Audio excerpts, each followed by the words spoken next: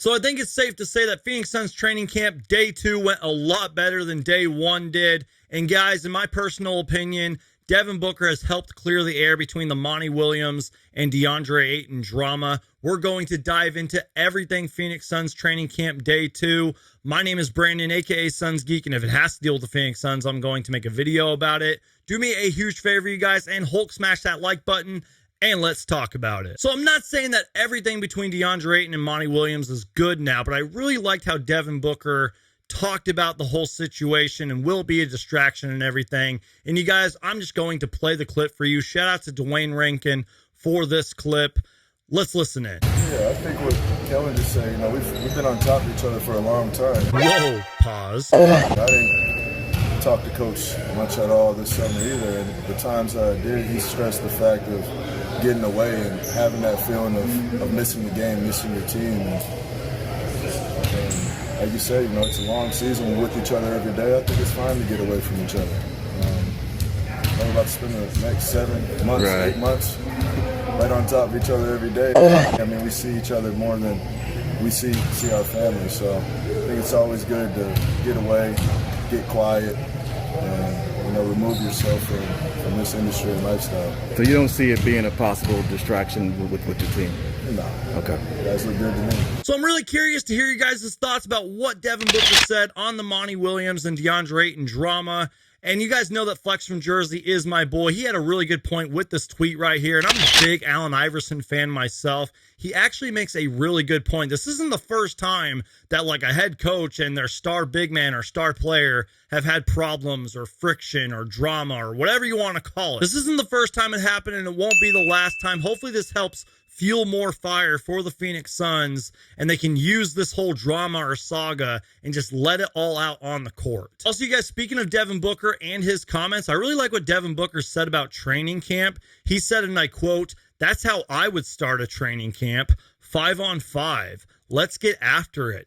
Bring some refs in here and get after it," said Devin Booker with a smile on his face. That's awesome. Also, you guys, Devin Booker was asked if any of his teammates have stood out to him or impressed him, and he said respectfully that nobody's really surprised him at camp because he watches a lot of basketball and he knows a lot of these guys. But he did say this: "I've enjoyed playing with Jock Landale. He's making the right plays out there. He's one of the few players on the team I haven't seen the most of, and it's been very impressive." Close quote. And what Devin Booker had to say right there really excites me for preseason basketball, because we're going to get a chance to see players like Jock Landale and Damian Lee and Josh Okogie, guys that we're probably not going to see too much of, respectfully, during the regular season, in my opinion. I mean, Josh Okogie and Damian Lee are probably going to get a nice amount of minutes, but you guys know what I mean.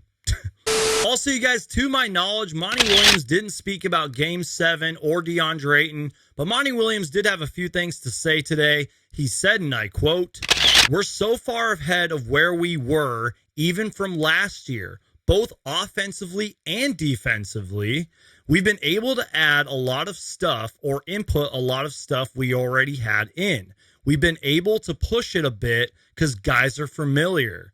We played more in this camp than any camp I've ever been involved in.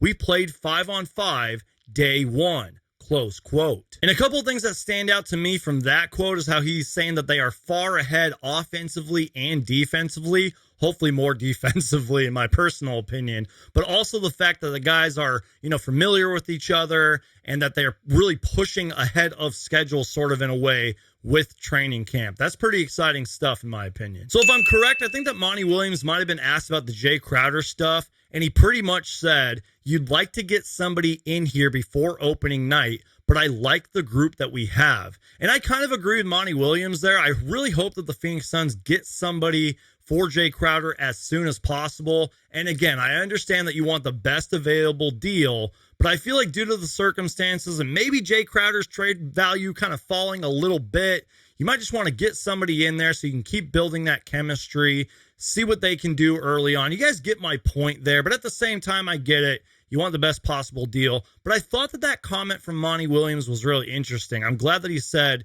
you would like to have somebody in here before opening night, but he's also happy with the group that they have. And, I've kind of been talking about it a lot during my live streams and stuff. I really do feel like this team is going to look a lot different with Jae Crowder. But I'm just excited for preseason, you guys, just to see what this team's going to look like with Cameron Johnson in the starting lineup. Some of our bench guys. How's DeAndre Ayton going to back up everything that has happened, during the offseason, media day, training camp day one? You guys get what I mean. Also, you guys, Cameron Johnson was talking about Jae Crowder, and he said, and I quote, "Your best advocate is your own advocate."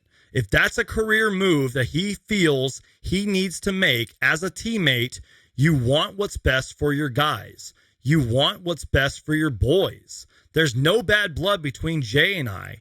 Jae has looked out for me the past couple of years. He's taught me a lot. He's shown me a lot. He's somebody I can always call and say, "What do you see on this?" So pretty much he's saying that him and Jae Crowder were very, very close. And Mikal Bridges also made some great comments about Jae Crowder, saying that he's a great teammate and he misses him and he's going to miss him. So Jae Crowder, I will continue to say this, left an impact on this team, and he is going to be missed. Also, you guys, I'm totally just stirring the pot with this Jae Crowder thing, but earlier tonight, Jae Crowder responded to a tweet from Ja Morant, and then I responded to that tweet saying, "Jae Crowder to the Grizzlies confirmed." I'm totally just kidding, you guys, but I do want to know, where do you guys think that Jae Crowder is going to get traded to? Let me know in the comments. So, you guys, even though I wasn't there, it seemed like Phoenix Suns training camp day 2 went a lot better than day 1 did, and I am so excited for the Phoenix Suns preseason, which, by the way, you guys, their first game is Sunday, October 2nd versus the Adelaide 36ers,